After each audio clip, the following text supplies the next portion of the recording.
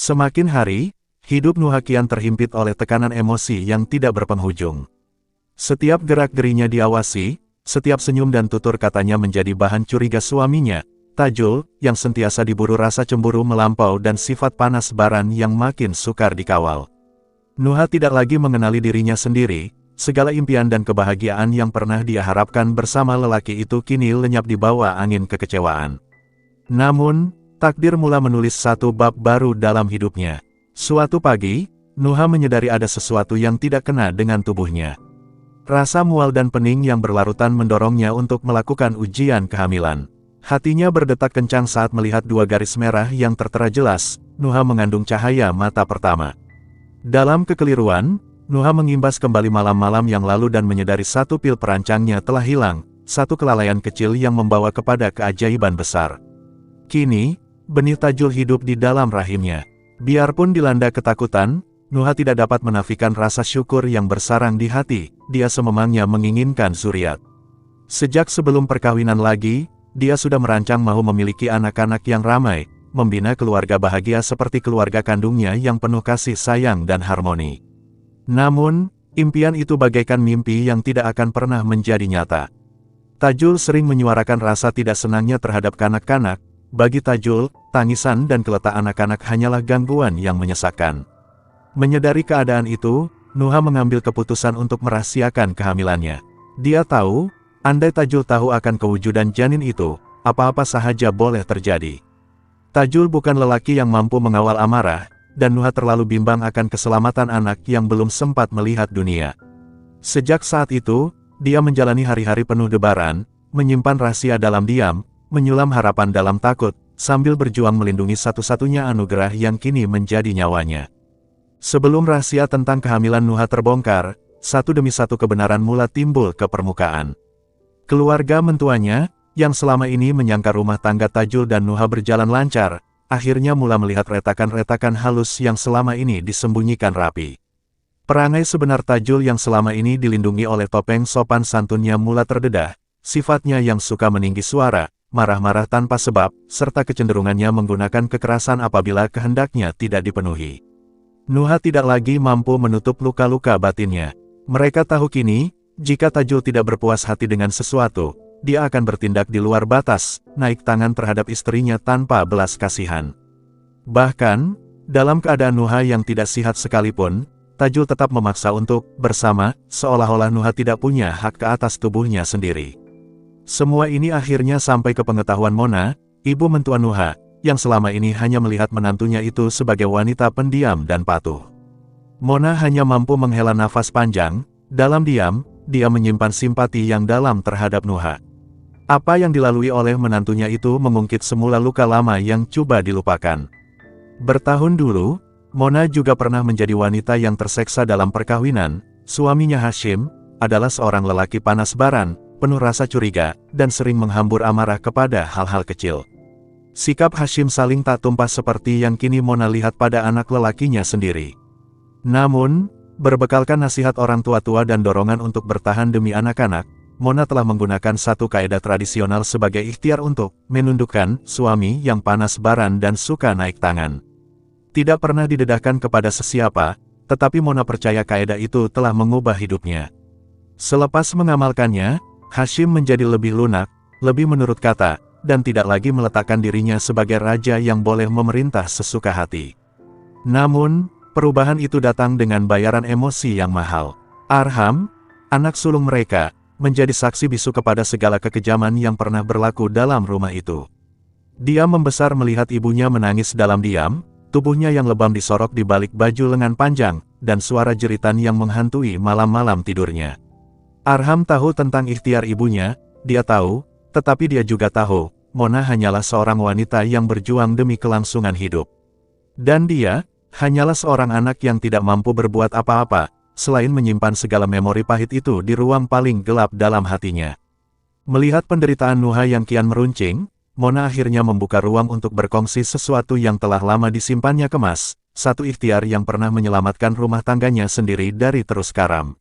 Dengan nada tenang namun berat, Mona menyatakan kesediaannya untuk mengajar Nuha teknik untuk menundukkan suami yang panas baran. Nuha pada awalnya menyangka ia hanyalah petua biasa, mungkin doa-doa tertentu, air penawar, atau amalan zikir untuk melembutkan hati. Namun, alangkah terkejutnya dia apabila Mona mendedahkan hakikat sebenar, ilmu yang diamalkan itu ialah ilmu nasi kangkang. Terpinga-pinga, Nuha terdiam seketika. Nama itu sendiri sudah cukup untuk menimbulkan rasa seram dan ragu. Ilmu yang sering dianggap tabu, penuh kontroversi, dan sinonim dengan perbuatan yang melanggar batas agama dan moral. Namun, dalam keadaan dirinya yang terdesak, membawa benih dalam kandungan, dan saban hari dihantui kemungkinan Tajul akan bertindak lebih ganas, Nuha akhirnya akur. Demi keselamatan anaknya, dan demi secebis harapan untuk menikmati kasih sayang yang tulus dari seorang suami, dia sanggup melangkah ke sempadan yang selama ini tidak pernah terlintas untuk dijejaki. Dengan bimbingan Mona, Nuha melakukan segala yang diajar. Dia menyempurnakan ritual itu dengan penuh hati-hati, menyimpan segala rahasia itu seperti nyawa. Dan memang benar, kesannya tidak lama selepas itu mula terserlah. Tajul berubah. Daripada seorang suami yang kasar dan pemarah, dia menjadi lelaki yang romantik, penyayang, dan sangat menurut kata. Suaranya tidak lagi tinggi, tangannya tidak lagi ringan, dan wajahnya yang dulu sering berkerut kini dihiasi senyuman setiap kali memandang Nuha. Nuha hampir tidak percaya, inikah Tajul yang selama ini menghancurkan emosinya. Namun kebahagiaan itu tidak kekal lama, Tajul mulai jatuh sakit, secara tiba-tiba dan berulang-ulang. Tubuhnya semakin lemah, semangatnya kian pudar, dan pandangannya kosong seakan-akan hilang arah. Nuha mulai dilanda rasa bersalah, setiap kali dia melihat suaminya terbaring tidak bermaya, hatinya bagai dirobek. Dia mulai tertanya-tanya, adakah ini harga yang perlu dibayar untuk sebuah perubahan, adakah ini balasan atas campur tangannya dalam hal yang tidak sepatutnya disentuh. Perasaan bersalah itu membesar dari hari ke hari. Nuha tidak sanggup lagi melihat suaminya menderita, walaupun Tajul pernah menyakitinya dahulu. Dia juga tidak mau hidupnya dan anak yang bakal lahir dibayangi oleh dosa yang mungkin menjadi beban di akhirat kelak. Lalu, dengan tekad yang berat, Nuha membuat keputusan yang paling sukar dalam hidupnya. Dia ingin melepaskan ilmu nasi kangkang itu, mengakhiri ikatan gaib yang telah mengikat hubungan mereka dalam kepalsuan. Nuha kembali kepada Mona, meminta tunjuk ajar bagaimana untuk membuang ilmu itu. Walaupun berat hati, Mona akhirnya akur. Dia tahu, jalan yang Nuha pilih itu adalah jalan yang lebih suci, jalan untuk kembali kepada fitrah, walaupun berdepan risiko kehilangan ketenangan yang baru diperoleh. Setelah sekian lama menelan penderitaan dalam diam, Nuha akhirnya sampai ke titik akhir kesabarannya. Dia tidak lagi sanggup hidup sebagai istri yang dizalimi, tubuhnya luka, jiwanya lebih parah. Setiap hari terasa seperti hukuman, dan setiap malam adalah mimpi ngeri yang berulang tanpa henti. Dia tahu, jika terus tinggal dalam perkawinan ini, bukan sahaja dirinya yang hancur, bahkan anak yang sedang dikandungnya juga berisiko menjadi mangsa. Maka dengan sisa keberanian yang terkumpul, Nuha mulai mencari jalan keluar. Dalam diam, Nuha merancang untuk memutuskan ikatan perkawinan yang selama ini menjadi belenggu. Dia mau bercerai dengan Tajul. Langkah pertamanya ialah mendapatkan hikmat nasihat daripada seorang peguam syariah, seseorang yang boleh membimbingnya melalui proses yang penuh ranjau itu. Dalam satu pertemuan empat mata yang berlangsung penuh emosi, Nuha meluahkan segalanya, tentang keganasan rumah tangga, penderitaan fisikal dan emosi, tentang trauma yang ditanggungnya bertahun-tahun. Namun harapannya untuk segera bebas dikecewakan oleh kenyataan undang-undang, peguam itu menerangkan dengan jujur, tanpa bukti kukuh, tuntutan cerai atas alasan penderitaan tidak akan semudah yang disangka. Mahkamah memerlukan fakta, bukan hanya cerita, bukti mesti jelas, boleh dibuktikan dan dipercayai. Nuha terdiam, bukan karena dia tidak percaya, tetapi karena betapa getirnya realiti yang perlu dihadapinya. Namun wanita itu tidak lagi selemah dulu, demi masa depannya dan anak yang bakal dilahirkan, dia sanggup melakukan apa sahaja. Sejak hari itu, Nuha mulai merakam penderitaannya. Setiap kali tubuhnya dilukai, dia akan mengambil gambar, dengan tarikh dan masa sebagai saksi bisu. Lebam di lengan, kesan cakar di tengkuk, luka halus di pergelangan tangan, semua direkam satu persatu. Ia bukan sekadar bukti untuk mahkamah, tetapi juga sebagai catatan hidup seorang wanita yang berjuang, untuk membebaskan diri dari cengkaman seorang lelaki yang sepatutnya melindungi. Hatinya remuk setiap kali melihat semula gambar-gambar itu, tetapi dia tahu, hanya itulah satu-satunya cara untuk membuktikan kebenaran. Dalam setiap klik kamera, dia merekam bukan sekadar luka fisikal, tetapi juga kekuatan baru yang perlahan-lahan tumbuh dalam dirinya. Nuha sedang melangkah keluar dari bayang-bayang Tajul, selangkah demi selangkah, dengan harapan suatu hari nanti, dia akan benar-benar bebas. Hari yang paling ditakuti oleh Nuha akhirnya menjelma. Rahasia kehamilannya terbongkar, dan Tajul akhirnya mengetahui berita tersebut. Seperti yang telah lama Nuha khawatiri, kemarahan Tajul meluap-luap apabila mendengar berita itu.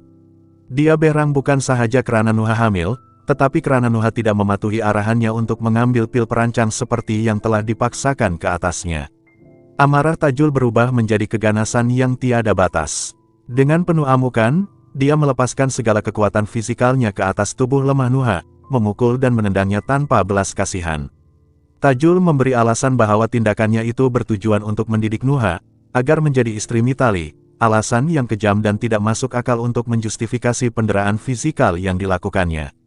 Nuha tidak mampu melawan, tubuhnya rebah menyembah lantai, tidak sadarkan diri akibat kecederaan parah yang dialami. Lebih menyedihkan, Tajul meninggalkan Nuha dalam keadaan begitu tanpa sebarang bantuan atau usaha untuk menyelamatkannya. Takdir menyebelahi Nuha apabila abangnya datang secara kebetulan ke rumah mereka. Pemandangan yang terpampang di depan matanya membuatkan jantungnya seakan terhenti, adiknya terbaring kaku, tubuh lebam-lebam, tangan dan kaki yang kelihatan tidak normal posisinya, menunjukkan patah yang jelas. Tanpa berlengah, dia segera membawa Nuha ke hospital. Di hospital, Nuha disahkan koma akibat hentakan dan kecederaan serius di seluruh tubuh. Namun di sebalik tragedi itu, masih ada secercah harapan. Kandungannya berjaya diselamatkan walaupun tubuhnya dihimpit trauma yang amat dahsyat. Dokter memaklumkan bahwa peluang untuk pulih sepenuhnya masih ada, namun memerlukan masa, rawatan rapi, dan kekuatan luar biasa, bukan sahaja dari segi fisikal, tetapi juga emosi dan mental. Selepas sadarkan diri, Nuha langsung tidak dapat memandang Tajul, dia akan menjerit setiap kali Tajul coba mendekatinya. Nasib baiklah keluarga kandungnya ada di sisi, memberi kekuatan pada Nuha untuk terus bangkit. Setelah melalui derita yang seakan tiada penghujung, Nuha akhirnya berjaya sembuh. Proses pemulihan bukanlah sesuatu yang mudah, tulangnya yang patah mengambil masa berbulan-bulan untuk pulih, tetapi luka di hati lebih sukar diobati. Dalam setiap detik kesakitan, Nuha belajar untuk berdiri semula, bukan sekadar secara fisikal, tetapi juga secara emosional dan mental. Dia belajar menjadi wanita yang berdaya, walau dipatahkan berkali-kali. Sepanjang tempo itu, Tajul tidak pernah jemu menghubunginya. Panggilan demi panggilan, pesanan yang panjang dan rayuan yang tak bertepi, semuanya dihantar dengan satu tujuan, mahu Nuha kembali ke pangkuannya. Tajul merayu, meminta maaf, dan berjanji untuk berubah. Tapi Nuha tahu, dia sudah terlalu jauh untuk menoleh ke belakang, hatinya yang pernah mencintai lelaki itu kini sudah mati rasa. Yang tinggal hanyalah keazaman untuk melindungi diri dan anak yang sedang dikandung, satu-satunya amanah yang masih mengikatnya kepada masa depan. Kali ini, Nuha tidak lagi berdiri sendiri. Keluarganya yang selama ini hanya melihat dari luar, akhirnya mengetahui seluruh kisah yang tersembunyi di sebalik senyum pura-pura Nuha selama ini. Dalam satu perbualan penuh air mata, Nuha meluahkan segala-galanya. Dia ceritakan tentang penderaan, ketakutan, keperitan menjadi istri kepada lelaki yang tidak pernah menghargainya. Nuha mengakui, dia pernah meletakkan harapan tinggi pada perkawinannya, ingin mencipta kebahagiaan seperti yang dilihat dalam rumah tangga ibu dan ayahnya, penuh kasih sayang, hormat dan tenang. Tapi ternyata, cita-cita itu tidak pernah kesampaian, bersama Tajul, dia tidak pernah benar-benar bahagia. Akhirnya, Nuha membuat keputusan muktamad, dia mau berpisah. Cinta yang pernah mekar sudah lama mati, dan sekarang yang tinggal hanyalah sisa luka yang tidak mungkin sembuh jika dia terus berada di sisi lelaki itu. Dia tidak mau lagi anaknya membesar dalam suasana yang penuh kebencian dan ketakutan. Keluarganya menyambut keputusan itu dengan penuh sokongan dan kasih. Tiada lagi kata-kata sindiran atau pertanyaan yang menyakitkan, hanya pelukan, doa dan janji untuk terus berada di sisi Nuha. Mereka akan memastikan Nuha selamat, terlindung daripada bayang-bayang gelap yang pernah menghantui hidupnya. Bagi mereka, Nuha berhak untuk hidup semula, sebagai seorang wanita yang bebas, sebagai ibu yang kuat, dan sebagai insan yang tidak lagi takut pada masa depan. Bulan berganti bulan, dan akhirnya saat yang ditunggu-tunggu tiba. Dengan derayan air mata bahagia, Nuha selamat melahirkan seorang bayi perempuan yang comel, persis wajahnya sewaktu kecil. Tangisan pertama anak itu bagaikan memecah segala derita yang pernah menjerut jiwanya. Dalam pelukan erat seorang ibu, Nuha tahu, inilah kekuatan barunya, inilah alasan dia bertahan selama ini. Walaupun kini bergelar ibu tunggal, tanpa suami di sisi, Nuha tetap merasa bahagia. Cinta dan ketenangan yang tidak pernah diberi Tajul kini hadir dalam bentuk anak kecil yang menggenggam jari jemarinya dengan harapan. Namun takdir seakan belum membenarkan Nuha mengecap damai sepenuhnya. Tajul, biarpun telah berulang kali dihalau daripada hidup Nuha, masih terus menghantui.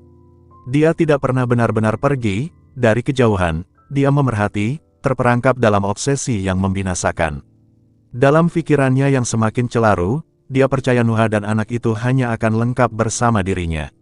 Sumpahnya hanya satu, kalau aku tak dapat dia, biar dia tak bahagia sampai mati.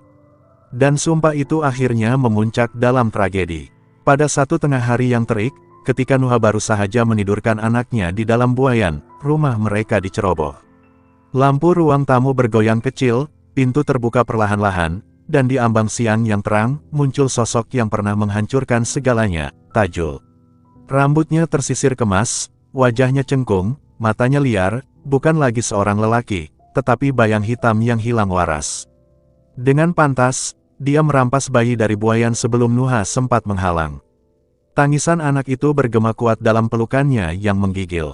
Tajul menggenggam sesuatu, sebilah pisau kecil, dan niatnya tidak tergambar dengan kata-kata. Kalau kau tak balik dengan aku, anak ni tak layak hidup. Jeritan Nuha bergema, tangannya menghalang, tubuhnya melindungi si kecil tanpa ragu. Ketika semuanya terasa seperti sudah terlewat, dentuman pintu memecah suasana. Polis tiba tepat pada waktunya, menyelamatkan Nuha dan anaknya dari menjadi korban. Tajul berjaya ditahan, tapi keadaan mentalnya yang tidak stabil menyebabkan dia tidak dibicarakan di mahkamah. Sebaliknya, dia dihantar ke pusat rawatan psikiatri di bawah pemantauan ketat. Dokter mengesahkan, penyakit mental yang dihidapinya telah mencapai tahap serius, terlalu berbahaya untuk dilepaskan, namun tidak sesuai untuk hidup dalam penjara. Nuha akhirnya mampu menarik nafas lega. Buat pertama kali sejak bertahun lamanya, dia mampu tidur lena tanpa rasa takut, tanpa mimpi buruk. Di sisi anak perempuannya yang kini semakin membesar, Nuha membina kehidupan baru, perlahan, tetapi pasti. Rumah kecil mereka kini dipenuhi dengan tawa, bukan lagi tangisan. Namun jauh di lubuk hati, masih ada tanda tanya yang tak mampu dijawab. Mimpi anak hampir dicederakan suami sendiri, mimpi akan bayangan masa depan membuat Nuha nekat untuk membuang Tajul jauh dari hidup. Nuha akan pastikan Tajul tidak akan mengganggu gugat hidupnya bersama anak kecilnya. Apakah ketenangan ini akan kekal? Apakah Tajul benar-benar akan terpadam dari hidup mereka? Atau, apakah bayangan gelap itu akan muncul semula? Saat Nuha mula percaya bahwa hidupnya sudah bebas, ikuti kesinambungan Dia Bukan Surga dalam episode akan datang.